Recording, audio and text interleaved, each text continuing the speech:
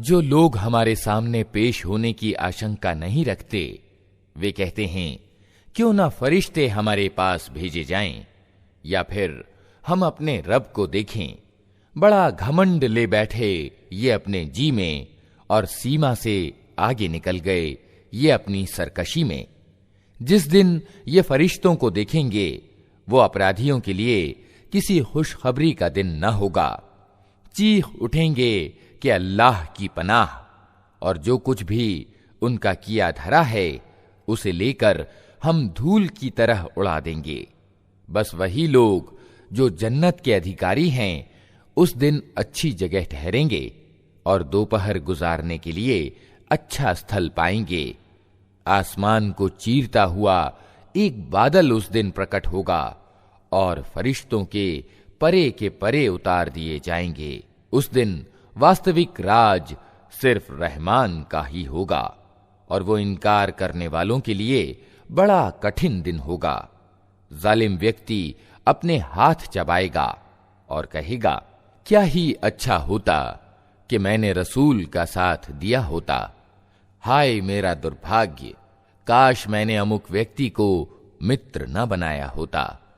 उसके बहकावे में आकर मैंने वो नसीहत न मानी जो मेरे पास आई थी। शैतान इंसान के हक में बड़ा ही बेवफा निकला। और रसूल कहेगा, ऐ मेरे रब, मेरी कौम के लोगों ने इस कुरान को मजाक का विषय बना लिया था। ऐ नबी, हमने तो इसी तरह अपराधियों को हर नबी का शत्रु बनाया है, और तुम्हारे लिए तुम्हारा रब ही पथ प्रदर्शन और मदद को काफी है। इनकार करने वाले कहते हैं, इस व्यक्ति पर सारा कुरान एक समय में क्यों ना उतार दिया गया। हाँ, ऐसा इसलिए किया गया है कि इसको अच्छी तरह हम तुम्हारे मन में बिठाते रहें, और इसी उद्देश्य से हमने इसको एक विशेष क्रम के साथ अलग अलग भागों का रूप दिया है। और इसमें यह प्रयोजन भी है कि जब कभी वो तुम्हारे सामने कोई निराली बात या विचित्र प्रश्न लेकर आए, उसका ठीक उत्तर समय पर हमने तुम्हें दे दिया और उत्तम ढंग से बात खोल दी। जो लोग औंधे मुंह जहन्नम की ओर ढकेले जाने वाले हैं, उनका ठिकाना बहुत बुरा है और उनकी राह बहुत ही गलत। हमने मूसा को किताब दी और उसके साथ उसके भाई हारून को सहायक के रूप में लगाया, और उनसे कहा कि जाओ उस कौम की ओर जिसने हमारी आयतों को झुठला दिया है। आखिरकार उन लोगों को हमने तबाह करके रख दिया। यही हाल नूह की कौम वालों का हुआ। जब उन्होंने रसूलों को झुठलाया, हमने उनको डुबो दिया और दुनिया भर के लोगों के लिए एक शिक्षाप्रद निशान बना दिया, और उन जालिमों के लिए एक दर्दनाक अजाब हमने जुटा रखा है। इसी तरह आद और समूद और अर-रस वाले और बीच की शताब्दियों के बहुत से लोग तबाह किए गए। उनमें से हर एक को हमने पहले तबाह होने वालों की मिसालें दे देकर समझाया, और आखिरकार हर एक को तबाह कर दिया। और उस बस्ती पर तो इनका गुजर हो चुका है जिस पर अत्यंत बुरी वर्षा बरसाई गई थी। क्या इन्होंने उसका हाल देखा न होगा? मगर ये मौत के बाद दूसरी जिंदगी की आशा ही नहीं रखते। ये लोग जब तुम्हें देखते हैं तो तुम्हारा मजाक बना लेते हैं। कहते हैं, क्या ये व्यक्ति है जिसे अल्लाह ने रसूल बनाकर भेजा है? इसने तो हमें पथभ्रष्ट करके अपने पूज्यों से विमुख ही कर दिया होता, अगर हम उनकी श्रद्धा पर जम न गए होते। अच्छा, वो समय दूर नहीं है जब अजाब देखकर इन्हें खुद मालूम हो जाएगा कि कौन गुमराही में दूर निकल गया था। कभी तुमने उस व्यक्ति की हालत पर विचार किया है जिसने अपने मन की इच्छा को अपना पूज्य बना लिया हो? क्या तुम ऐसे व्यक्ति को सीधे मार्ग पर लाने का जिम्मा ले सकते हो? क्या तुम समझते हो कि उनमें से ज्यादातर लोग सुनते और समझते हैं? ये तो जानवरों की तरह हैं, बल्कि उनसे भी गए गुजरे। तुमने देखा नहीं कि तुम्हारा रब किस तरह छाया फैला देता है?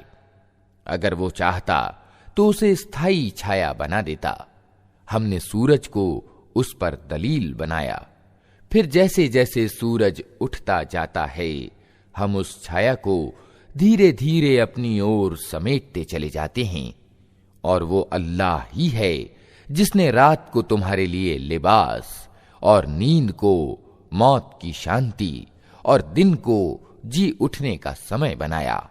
और वही है जो अपनी दयालुता के आगे आगे हवाओं को खुशखबरी बनाकर भेजता है, फिर आसमान से स्वच्छ पानी उतारता है ताकि एक निर्जीव भूभाग को उसके द्वारा जिंदगी प्रदान करे और अपनी सृष्टि में से बहुत से जानवरों और इंसानों को सिंचित करे।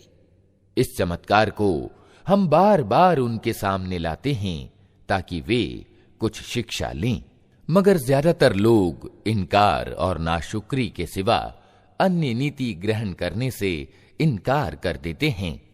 अगर हम चाहते तो एक एक बस्ती में एक एक सचेत करने वाला उठा खड़ा करते। अतः ऐ नबी, इनकार करने वालों की बात हरगिज न मानो और इस कुरान को लेकर उनके साथ भारी संघर्ष यानी जिहाद करो। और वही है जिसने दो समुद्रों को मिला रखा है, एक स्वादिष्ट और मीठा, दूसरा कड़वा और खारा, और दोनों के बीच एक पर्दा पड़ा है, एक रुकावट है जो उन्हें गड्ढ-मड्ढ होने से रोके हुए है। और वही है जिसने पानी से एक आदमी पैदा किया, फिर उससे वंश और ससुराल के दो अलग अलग सिलसिले चलाए। तेरा रब बड़ा ही सामर्थ्यवान है।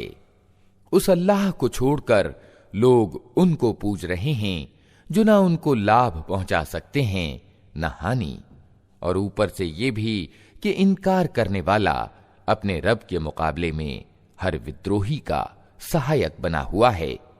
ऐ नबी, तुमको हमने बस एक खुशखबरी देने वाला और सचेत करने वाला बनाकर भेजा है। इनसे कह दो कि मैं इस काम पर तुमसे कोई बदला नहीं मांगता। मेरा बदला बस यही है कि जिसका जी चाहे वो अपने रब का मार्ग अपना ले। ऐ नबी, उस अल्लाह पर भरोसा रखो जो जिंदा है और कभी मरने वाला नहीं। उसकी प्रशंसा के साथ उसकी तस्बीह करो। अपने बंदों के गुनाहों से बस उसी का बाखबर होना काफी है। वो जिसने 6 दिनों में जमीन और आसमानों को और उन सारी चीजों को बनाकर रख दिया जो आसमानों और जमीन के बीच हैं, फिर आप ही सिंहासन पर विराजमान हुआ। रहमान, उसकी महिमा बस किसी जानने वाले से पूछो। उन लोगों से जब कहा जाता है कि उस रहमान को सजदा करो तो कहते हैं, रहमान क्या होता है? क्या बस जिसे तू कह दे उसी को हम सजदा करते फिरें? ये आमंत्रण उनकी नफरत में उल्टा और अभिवृद्धि कर देता है। बड़ी बरकत वाला है वो जिसने आसमान में बुर्ज बनाए और उसमें एक चिराग और एक चमकता चांद प्रकाशमान किया। वही है जिसने रात और दिन को एक दूसरे का स्थानापन्न बनाया। हर उस व्यक्ति के लिए जो शिक्षा लेना चाहे या कृतज्ञ होना चाहे। रहमान के वास्तविक बंदे वे हैं जो जमीन पर नर्म चाल चलते हैं और जाहिल उनके मुंह आए तो कह देते हैं कि तुमको सलाम। जो अपने रब के आगे सजदे में और खड़े रातें गुजारते हैं, जो दुआएं करते हैं कि ऐ हमारे रब, जहन्नम के अजाब से हमको बचा ले। उसका अजाब तो जान का लागू है। वो तो बड़ी ही बुरी ठहरने की जगह और स्थान है। जो खर्च करते हैं तो न फजूल खर्ची करते हैं और न कंजूसी से काम लेते हैं, बल्कि उनका खर्च दोनों सीमाओं के बीच संतुलन पर स्थिर रहता है। जो अल्लाह के सिवा किसी और पूज्य को नहीं पुकारते, अल्लाह के वर्जित किए हुए किसी जीव का नाहक कत्ल नहीं करते और न व्यभिचार करते हैं, ये काम जो कोई करेगा वो अपने गुनाह का बदला पाएगा। क़यामत के दिन उसको बढ़ाकर अजाब दिया जाएगा और उसी में वो हमेशा अपमान सहित पड़ा रहेगा। ये और बात है कि कोई इन गुनाहों के बाद तौबा कर चुका हो और ईमान लाकर अच्छा कर्म करने लगा हो, ऐसे लोगों की बुराइयों को अल्लाह भलाइयों से बदल देगा और वो बड़ा क्षमाशील और दयावान है। जो व्यक्ति तौबा करके अच्छा कर्म करता है वो तो अल्लाह की ओर पलट आता है जैसा कि पलटने का हक है, और रहमान के बंदे वे हैं जो झूठ के गवाह नहीं बनते और किसी बेहुदा चीज पर उनका गुजर हो जाए तो सज्जन आदमियों की तरह गुजर जाते हैं, जिन्हें अगर उनके रब की आयतें सुनाकर नसीहत की जाती है तो वे उस पर अंधे और बहरे बनकर नहीं रह जाते। जो दुआएं मांगा करते हैं कि ऐ हमारे रब, हमें अपनी बीवियों और अपनी औलाद से आंखों की ठंडक दे और हमको डर रखने वालों का इमाम बना। ये हैं वे लोग जो अपने सब्र का फल उच्च भवन के रूप में पाएंगे। आदर सूचक शब्दों और सलाम से उनका स्वागत होगा। वे हमेशा हमेशा वहां रहेंगे। क्या ही अच्छा है वो ठहरने की जगह और स्थान। ऐ नबी, लोगों से कहो, मेरे रब को तुम्हारी क्या जरूरत पड़ी है अगर तुम उसको ना पुकारो। अब जबकि तुमने झुठला दिया है, जल्द ही वो सजा पाओगे कि जान छुड़ानी असंभव होगी। अल्लाह के नाम से जो बड़ा ही मेहरबान और रहम करने वाला है। तासीन मीम, ये स्पष्ट किताब की आयतें हैं। ऐ नबी, शायद तुम इस गम में अपनी जान खो दोगे कि ये लोग ईमान नहीं लाते। हम चाहें तो आसमान से ऐसी निशानी उतार सकते हैं कि इनकी गर्दनें उसके आगे झुक जाएं। इन लोगों के पास रहमान की ओर से जो नई नसीहत भी आती है, ये उससे मुंह मोड़ लेते हैं। अब जबकि ये झुठला चुके हैं, जल्द ही इनको उस चीज की वास्तविकता का विभिन्न ढंग से ज्ञान हो जाएगा जिसका ये मजाक उड़ाते रहे हैं। और क्या इन्होंने कभी जमीन पर निगाह नहीं डाली कि हमने कितनी बड़ी मात्रा में हर तरह की अच्छी वनस्पति उसमें पैदा की है। यकीनन इसमें एक निशानी है, मगर इनमें से ज्यादातर मानने वाले नहीं। और वास्तविकता ये है कि तेरा रब प्रभुत्वशाली भी है और दयावान भी। इन्हें उस समय का हाल सुनाओ जबकि तुम्हारे रब ने मूसा को पुकारा। जालिम कौमों के पास जा, फिरौन की कौम वालों के पास, क्या वे नहीं डरते? उसने निवेदन किया, ऐ मेरे रब, मुझे डर है कि वे मुझे झुठला देंगे। मेरा सीना घुटता है और मेरी जबान नहीं चलती।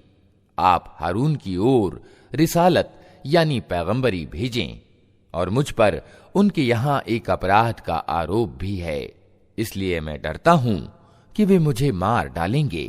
कहा, हरगिज नहीं, तुम दोनों जाओ हमारी निशानियां लेकर, हम तुम्हारे साथ सब कुछ सुनते रहेंगे।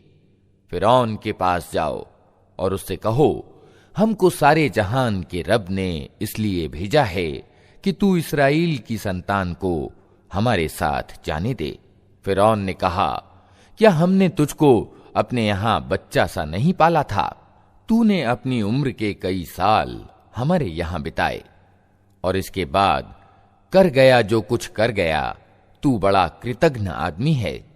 मूसा ने जवाब दिया, उस समय वो काम मैंने अनजाने में कर दिया था, फिर मैं तुम्हारे डर से भाग गया। इसके बाद मेरे रब ने मुझे निर्णय शक्ति प्रदान की और मुझे रसूलों में शामिल कर लिया। रहा तेरा उपकार जो तूने मुझ पर जताया है, तो उसकी वास्तविकता ये है कि तूने इस्राएल की संतान को दास बना लिया था। फिरौन ने कहा, और ये सारे जहान का रब क्या होता है?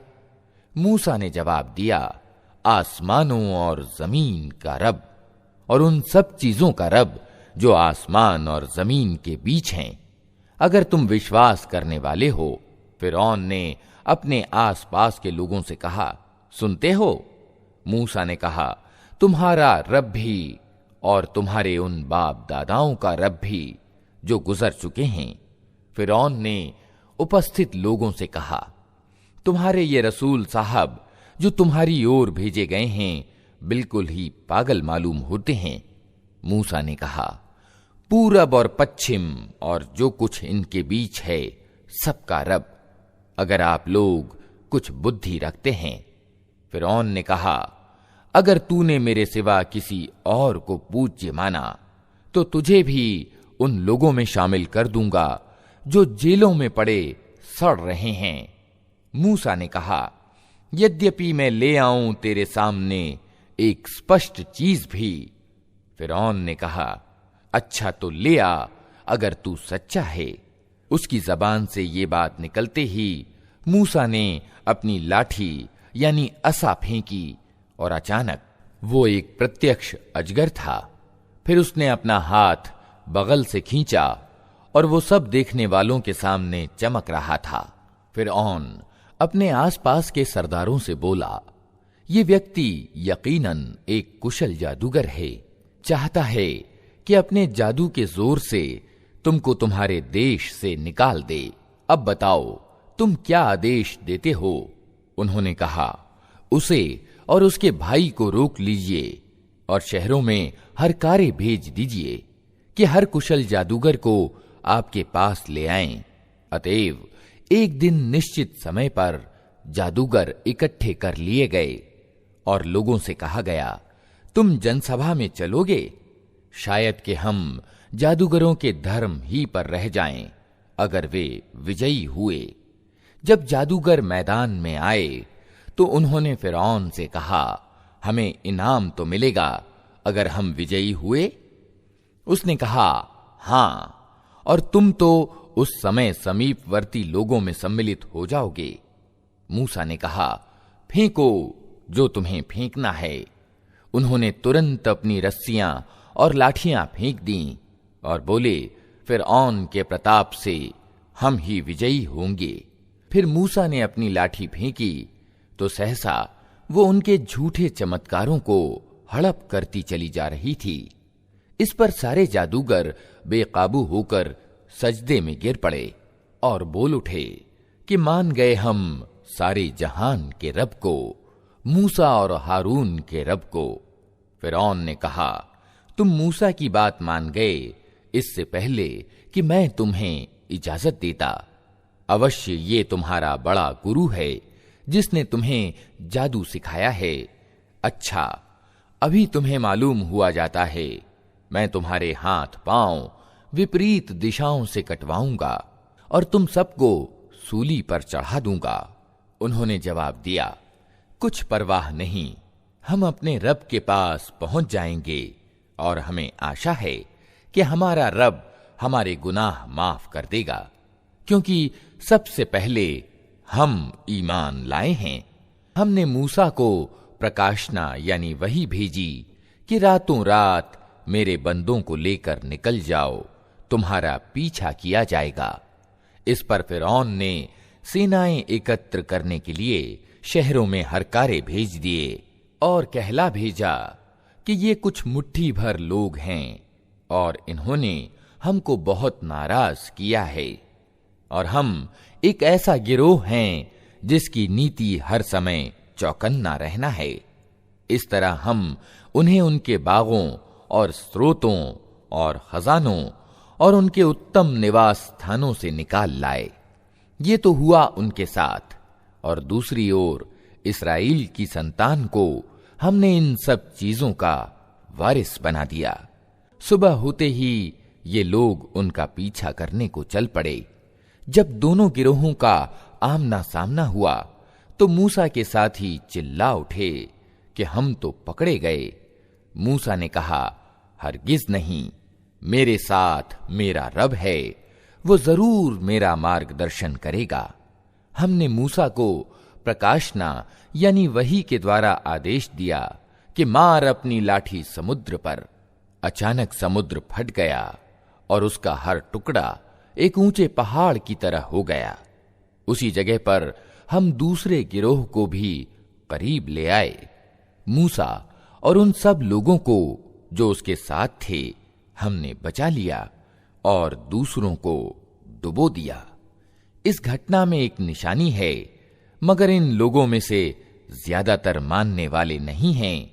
और वास्तविकता ये है कि तेरा रब प्रभुत्वशाली भी है और दयावान भी। और इन्हें इब्राहीम का किस्सा सुनाओ, जबकि उसने अपने बाप और अपनी कौम वालों से पूछा था कि ये क्या चीजें हैं जिनको तुम पूजते हो। उन्होंने जवाब दिया, कुछ मूर्तियां हैं जिनकी हम पूजा करते हैं और उन्हीं की सेवा में हम लगे रहते हैं।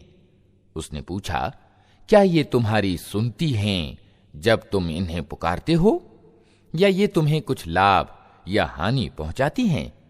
उन्होंने जवाब दिया, नहीं, बल्कि हमने अपने बाप दादा को ऐसा ही करते पाया है। इस पर इब्राहीम ने कहा, कभी तुमने आंखें खोलकर उन चीजों को देखा भी जिनकी बंदगी तुम और तुम्हारे पिछले बाप दादा करते रहे? मेरे तो ये सब दुश्मन हैं, सिवाय सारे जहान के एक रब के, जिसने मुझे पैदा किया, फिर वही मेरा मार्गदर्शन करता है, जो मुझे खिलाता और पिलाता है, और जब बीमार हो जाता हूं तो वही मुझे अच्छा करता है, जो मुझे मौत देगा और फिर दोबारा मुझको जीवन प्रदान करेगा, और जिससे मैं आशा रखता हूं कि बदला दिए जाने के दिन वो मेरी खता को माफ कर देगा। इसके बाद इब्राहीम ने दुआ की, ऐ मेरे रब, मुझे निर्णय शक्ति एवं तत्वदर्शिता प्रदान कर और मुझे अच्छे लोगों के साथ मिला, और बाद के आने वालों में मुझको सच्ची ख्याति प्रदान कर, और मुझे नेमत भरी जन्नत के वारिसों में शामिल कर, और मेरे बाप को माफ कर दे कि बेशक वो पथभ्रष्ट लोगों में से है, और मुझे उस दिन रुस्वा न कर जबकि सब लोग जिंदा करके उठाए जाएंगे, जबकि न धन कोई लाभ पहुंचाएगा और न संतान, सिवाय इसके कि कोई व्यक्ति भला चंगा दिल लिए हुए अल्लाह के पास हाजिर हो। उस दिन जन्नत परहेजगारों के करीब ले आई जाएगी और दोज़ख बहके हुए लोगों के सामने खोल दी जाएगी, और उनसे पूछा जाएगा कि अब कहां हैं वे जिनकी तुम अल्लाह को छोड़कर बंदगी करते थे? क्या वे तुम्हारी कुछ सहायता कर रहे हैं या खुद अपना बचाव कर सकते हैं? फिर वे पूज्य और ये बहके हुए लोग और इब्लीस की सेनाएं सब के सब उसमें ऊपर तले ढकेल दिए जाएंगे। वहां ये सब आपस में झगड़ेंगे और ये बहके हुए लोग अपने पूज्यों से कहेंगे कि अल्लाह की कसम, हम तो स्पष्ट पथभ्रष्टता में डूबे हुए थे, जबकि तुमको सारे जहान के रब की बराबरी का दर्जा दे रहे थे, और वे अपराधी लोग ही थे जिन्होंने हमको इस गुमराही में डाला। अब न हमारा कोई सिफारिशी है और न कोई घनिष्ठ मित्र। काश हमें एक बार फिर पलटने का अवसर मिल जाए तो हम ईमान वाले हों। यकीनन इसमें एक बड़ी निशानी है, मगर ज्यादातर लोग ईमान लाने वाले नहीं। और वास्तविकता ये है कि तेरा रब प्रभुत्वशाली भी है और दयावान भी। नूह के लोगों ने रसूलों को झुठलाया। याद करो जबकि उनके भाई नूह ने उनसे कहा था, क्या तुम डरते नहीं हो? मैं तुम्हारे लिए एक अमानतदार रसूल हूं, अतः तुम अल्लाह से डरो और मेरी आज्ञा का पालन करो। मैं इस काम पर तुमसे किसी पारिश्रमिक की मांग नहीं करता। मेरा पारिश्रमिक तो सारे जहान के रब के जिम्मे है, अतः तुम अल्लाह से डरो और बेखटके मेरी आज्ञा का पालन करो।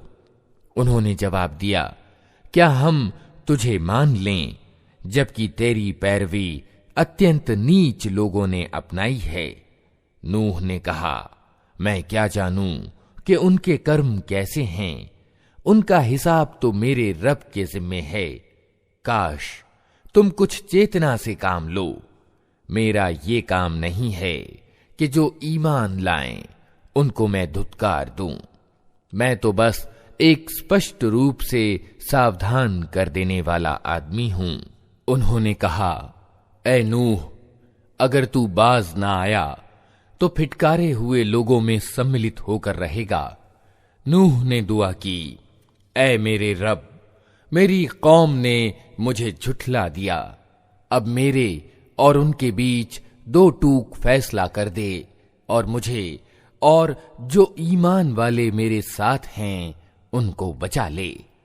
आखिरकार हमने उसको और उसके साथियों को एक भरी हुई नाव में बचा लिया और इसके बाद बाकी लोगों को डुबो दिया।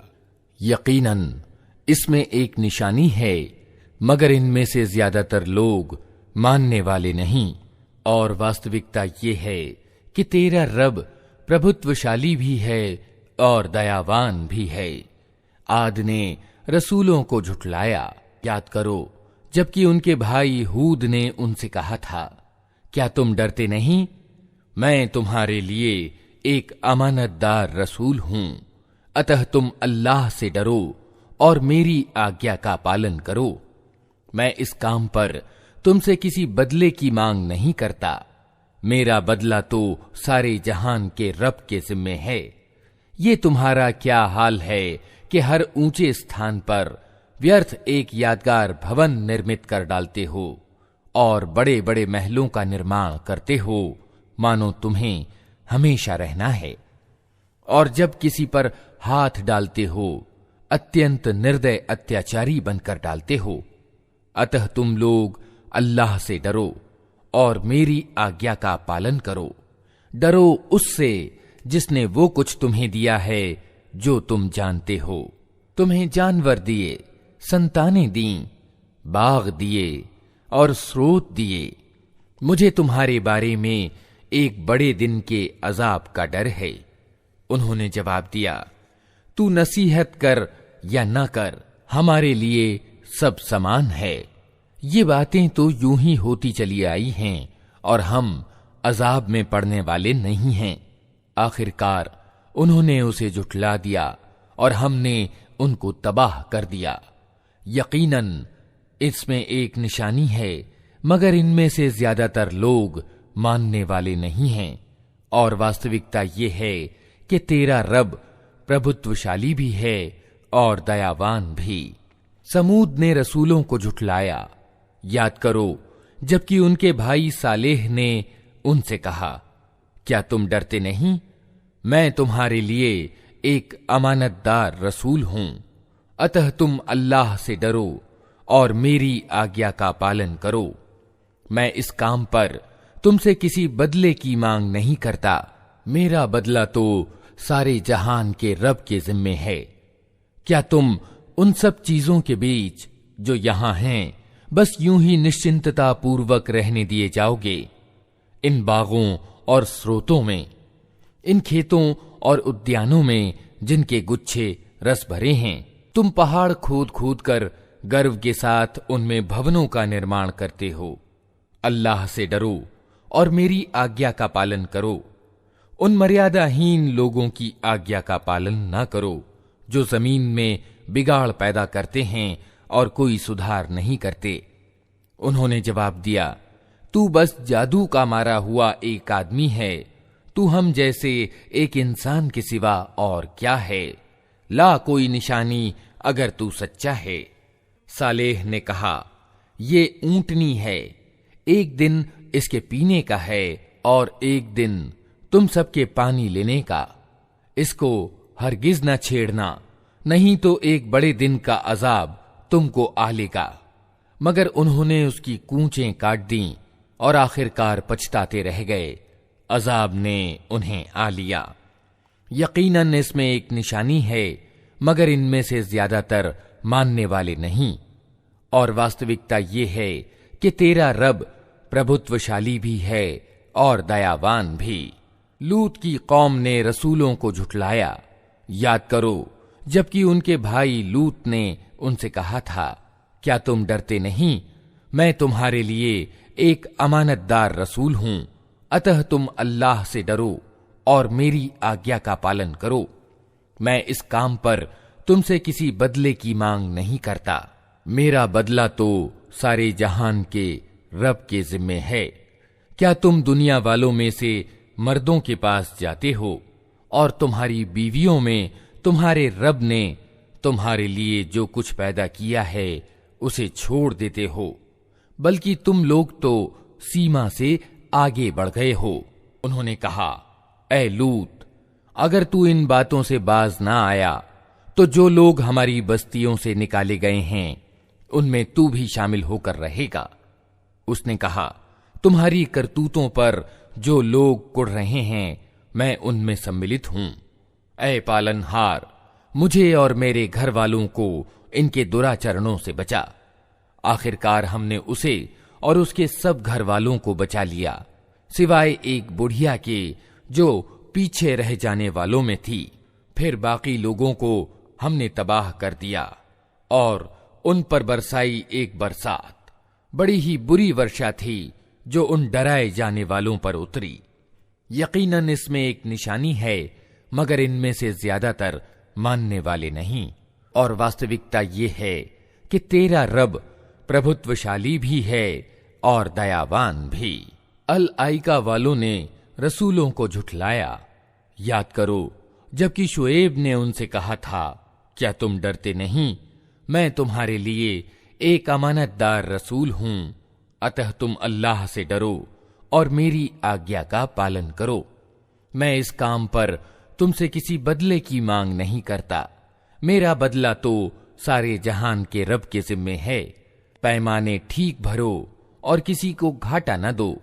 ठीक तराजू से तौलो और लोगों को उनकी चीजें कम न दो। जमीन में बिगाड़ ना फैलाते फिरो और उस सत्ता का डर रखो जिसने तुम्हें और पिछली नस्लों को पैदा किया है। उन्होंने कहा, तू बस जादू का मारा एक आदमी है और तू कुछ नहीं है मगर एक इंसान हम ही जैसा, और हम तो तुझे बिल्कुल झूठा समझते हैं। अगर तू सच्चा है तो हम पर आसमान का कोई टुकड़ा गिरा दे। शुएब ने कहा, मेरा रब जानता है जो कुछ तुम कर रहे हो। उन्होंने उसे झुठला दिया। आखिरकार छतरी वाले दिन का अजाब उन पर आ गया और वो बड़े ही भयानक दिन का अजाब था। यकीनन इसमें एक निशानी है, मगर इनमें से ज्यादातर मानने वाले नहीं। और वास्तविकता ये है कि तेरा रब प्रभुत्वशाली भी है और दयावान भी। ये सारे जहान के रब की उतारी हुई चीज है। इसे लेकर तेरे दिल पर अमानतदार आत्मा उतरी है ताकि तू उन लोगों में सम्मिलित हो जो अल्लाह की ओर से लोगों को सावधान करने वाले हैं, स्पष्टतः अरबी भाषा में, और अगले लोगों की किताबों में भी ये मौजूद है। क्या इन मक्का वालों के लिए ये कोई निशानी नहीं है कि इसे इस्राएलियों के विद्वान जानते हैं? लेकिन इनकी हठधर्मी का हाल तो ये है कि अगर हम इसे गैर अरबी भाषी पर भी उतार दे और ये अच्छी वाणी वो इनको पढ़कर सुनाता, तब भी ये न मानते। इसी तरह हमने इस जिक्र को अपराधियों के दिलों में गुजारा है। वे इस पर ईमान नहीं लाते जब तक कि दर्दनाक अजाब न देख लें। फिर जब वो बेखबरी में उन पर आ पड़ता है, उस समय वे कहते हैं कि क्या अब हमें कुछ मोहलत मिल सकती है? तो क्या ये लोग हमारे अजाब के लिए जल्दी मचा रहे हैं? तुमने कुछ विचार किया? अगर हम इन्हें वर्षों तक सुख भोगने की मोहलत भी दे दें और फिर वही चीज इन पर आ जाए जिससे इन्हें डराया जा रहा है, तो वो जीवन सामग्री जो इनको प्राप्त है इनके किस काम आएगी?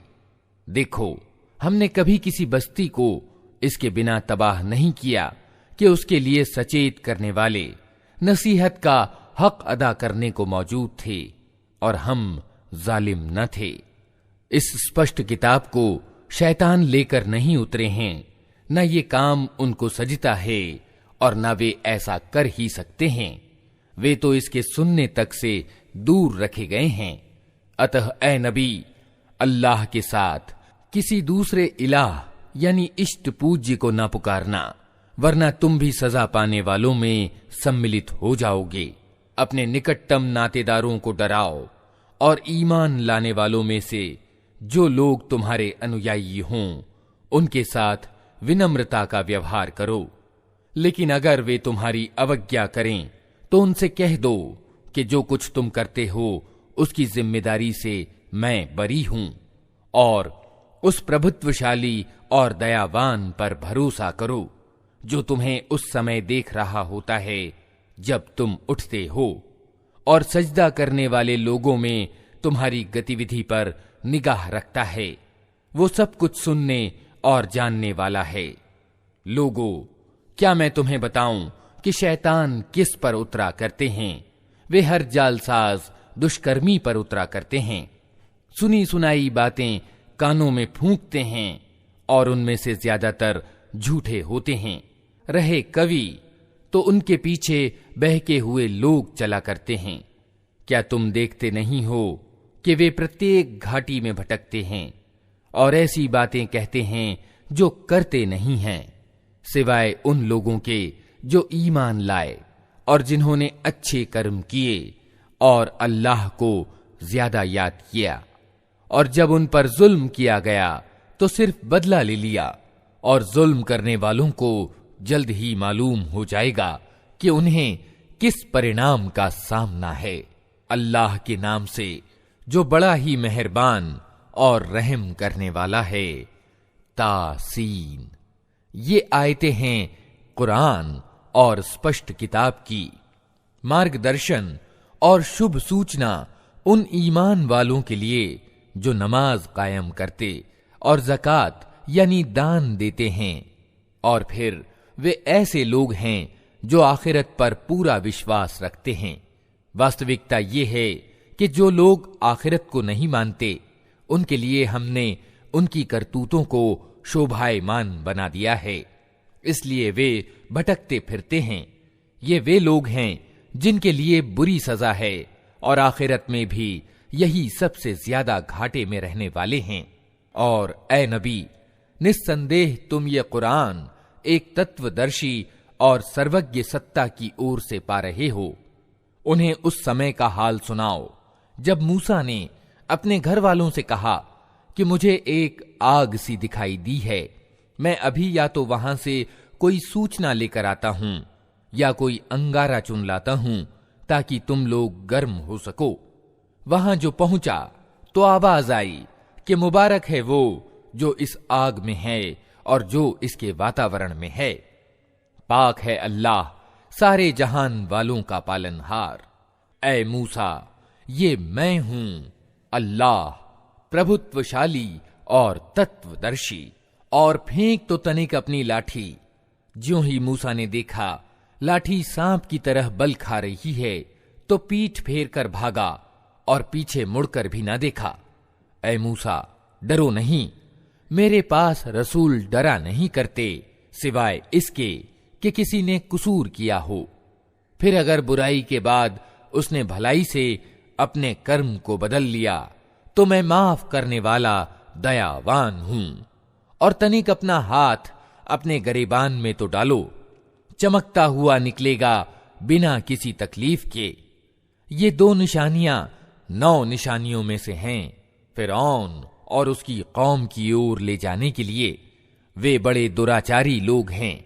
मगर जब हमारी खुली खुली निशानियां उन लोगों के सामने आईं तो उन्होंने कहा कि ये तो खुला जादू है।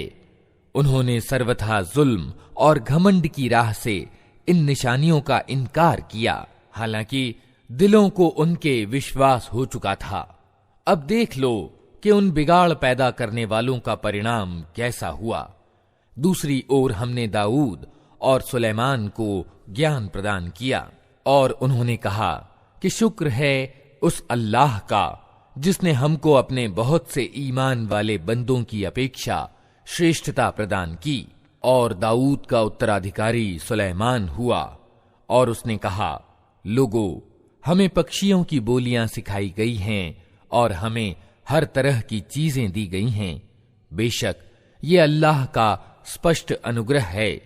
सुलेमान के लिए जिन्न और इंसानों और पक्षियों की सेनाएं एकत्र की गई थीं और वे पूरे नियंत्रण में रखी जाती थीं।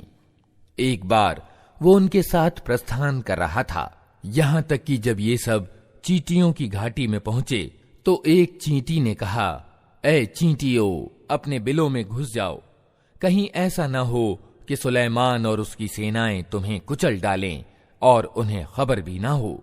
सुलेमान उसकी बात पर मुस्कुराते हुए हंस पड़ा और बोला, ऐ मेरे रब, मुझे काबू में रख कि मैं तेरे उस उपकार पर कृतज्ञता दिखाता रहूं जो तूने मुझ पर और मेरे माँ बाप पर किया है, और ऐसा अच्छा कर्म करूं जो तुझे पसंद आए, और अपनी दयालुता से मुझको अपने अच्छे बंदों में दाखिल कर। एक और अवसर पर सुलेमान ने पक्षियों की जांच पड़ताल की और कहा, क्या बात है कि मैं अमुक हुदहुद को नहीं देख रहा हूं? क्या वो कहीं गायब हो गया है? मैं उसे कठोर सजा दूंगा या उसे ज़बह कर दूंगा, वरना उसे मेरे सामने उचित कारण प्रस्तुत करना होगा। कुछ ज्यादा देर न गुजरी थी कि उसने आकर कहा, मैंने वे जानकारियां प्राप्त की हैं जो आपके ज्ञान परिधि में नहीं हैं। मैं सबा के बारे में विश्वसनीय सूचना लेकर आया हूं। मैंने वहां एक औरत देखी जो उस कौम की शासिका है। उसको हर तरह की सामग्री प्रदान की गई है और उसका सिंहासन बड़ा विराट है। मैंने देखा कि वो और उसकी कौम अल्लाह को छोड़कर सूरज के आगे सजदा करती है। शैतान ने उनके कर्म उनके लिए शोभायमान बना दिए और उन्हें प्रशस्त पथ से रोक दिया। इस कारण वे ये सीधा मार्ग नहीं पाते कि उस अल्लाह को सजदा करें जो आसमानों और जमीन की छिपी चीजें निकालता है, और वो सब कुछ जानता है जिसे तुम लोग छिपाते और जाहिर करते हो। अल्लाह की जिसके सिवा कोई बंदगी के योग्य नहीं है, जो महान सिंहासन का मालिक है। सुलेमान ने कहा, अभी हम देख लेते हैं कि तूने सत्य कहा है या तू झूठ बोलने वालों में से है।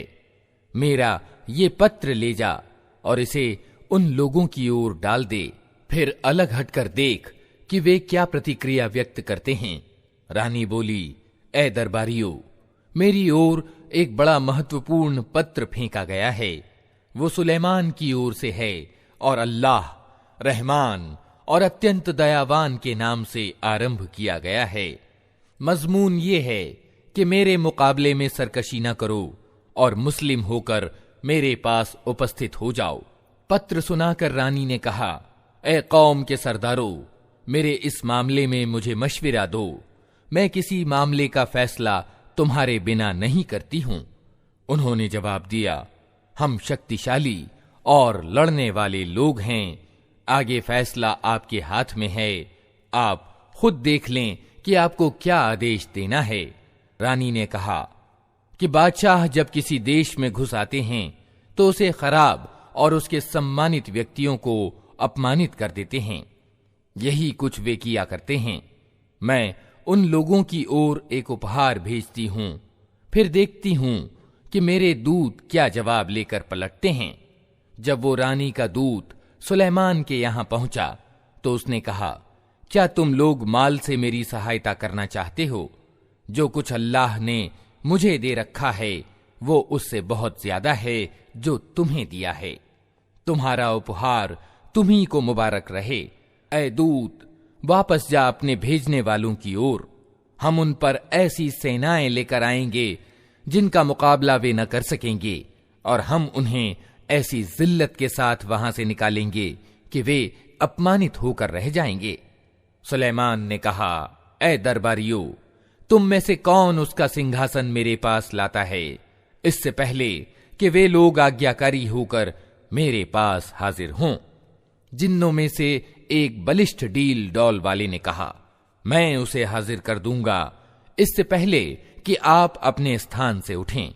मुझे इसकी शक्ति प्राप्त है और मैं अमानतदार हूं। जिस व्यक्ति के पास किताब का ज्ञान था वो बोला, मैं आपकी पलक झपकने से पहले उसे लाए देता हूं। ज्यों ही कि सुलेमान ने वो सिंहासन अपने पास रखा हुआ देखा, वो पुकार उठा, ये मेरे रब का उदार अनुग्रह है, ताकि वो मेरी परीक्षा करे कि मैं कृतज्ञता दिखाता हूं या कृतघ्न बन जाता हूं। और जो कृतज्ञता दिखाता है उसका कृतज्ञता प्रकाशन उसके अपने ही लिए लाभकारी है, वरना कोई कृतघ्न हो तो मेरा रब निस्पृह और खुद अपने आप में प्रतिष्ठित है। सुलेमान ने कहा, अनजान ढंग से उसका सिंहासन उसके सामने रख दो, देखें वो सत्य बात तक पहुंचती है या उन लोगों में से है जो सीधा मार्ग नहीं पाते। रानी जब उपस्थित हुई तो उससे कहा गया, क्या तेरा सिंहासन ऐसा ही है? वो कहने लगी, ये तो मानो वही है। हम तो पहले ही जान गए थे और हम आज्ञाकारी हो गए थे, या हम मुस्लिम हो चुके थे। उसको ईमान लाने से जिस चीज ने रोक रखा था वो उन इलाहों यानी उपास्यों की बंदगी थी जिन्हें वो अल्लाह के सिवा पूजती थी, क्योंकि वो एक अधर्मी कौम से थी। उससे कहा गया कि महल में दाखिल हो। उसने जो देखा तो समझी कि पानी का हौज है और उतरने के लिए उसने अपने पांचे उठा लिए। सुलेमान ने कहा, ये शीशे का चिकना फर्श है। इस पर वो पुकार उठी, ऐ मेरे रब, आज तक मैं अपने आप पर बड़ा जुल्म करती रही और अब मैं सुलेमान के साथ सारे जहान के रब की आज्ञाकारी बन गई। और समूद की ओर हमने उनके भाई सालेह को ये संदेश देकर भेजा कि अल्लाह की बंदगी करो, तो अचानक वे झगड़े करने वाले दो वैरी दल बन गए। सालेह ने कहा, ऐ मेरी कौम के लोगों, भलाई को छोड़कर बुराई के लिए क्यों जल्दी मचाते हो? क्यों नहीं अल्लाह से माफी की दुआ करते, शायद कि तुम पर दया की जाए। उन्होंने कहा, हमने तो तुमको और तुम्हारे साथियों को अपशकुन का प्रतीक पाया है। सालेह ने जवाब दिया, तुम्हारे शकुन अपशकुन की डोर तो अल्लाह के पास है। वास्तविक बात यह है कि तुम लोगों की परीक्षा हो रही है। उस शहर में 9 जत्थेदार थे जो देश में बिगाड़ पैदा करते और कोई सुधार का कार्य न करते थे। उन्होंने आपस में कहा, ईश्वर की कसम खाकर प्रतिज्ञा कर लो कि हम सालेह और उसके घर वालों पर रात को हमला करेंगे और उसके वली यानी अभिभावक से कह देंगे कि हम उसके परिवार के विनाश के अवसर पर मौजूद न थे। हम बिल्कुल सच कहते हैं। ये चाल तो वे चले और फिर एक चाल हमने चली जिसकी उन्हें खबर न थी। अब देख लो कि उनकी चाल का परिणाम क्या हुआ। हमने तबाह करके रख दिया उनको और उनकी पूरी कौम को। वे उनके घर खाली पड़े हैं उस जुल्म के बदले में जो वे करते थे। इसमें एक शिक्षा सामग्री है उन लोगों के लिए जो ज्ञानवान हैं। और बचा लिया हमने उन लोगों को जो ईमान लाए थे और अवज्ञा से बचते थे। और लूत को हमने भेजा। याद करो वो समय जब उसने अपनी कौम से कहा, क्या तुम आंखों देखते अश्लील कर्म करते हो? क्या तुम्हारा यही चलन है कि औरतों को छोड़कर मर्दों के पास काम वासना की पूर्ति के लिए जाते हो? वास्तविकता ये है कि तुम लोग घोर अज्ञानता का कर्म करते हो। मगर उसकी कौम का जवाब इसके सिवा कुछ न था कि उन्होंने कहा, निकाल दो लूत के घर वालों को अपनी बस्ती से, ये बड़े पवित्राचारी बनते हैं। आखिरकार हमने बचा लिया उसको और उसके घर वालों को सिवाय उसकी बीवी के, जिसका पीछे रह जाना हमने नियत कर दिया था। और बरसाई उन लोगों पर एक बरसात, बहुत ही बुरी बरसात थी वो उन लोगों के हक में जिन्हें सावधान किया जा चुका था। ऐ नबी, कहो, प्रशंसा है अल्लाह के लिए और सलाम उसके उन बंदों पर जिन्हें उसने चुन लिया।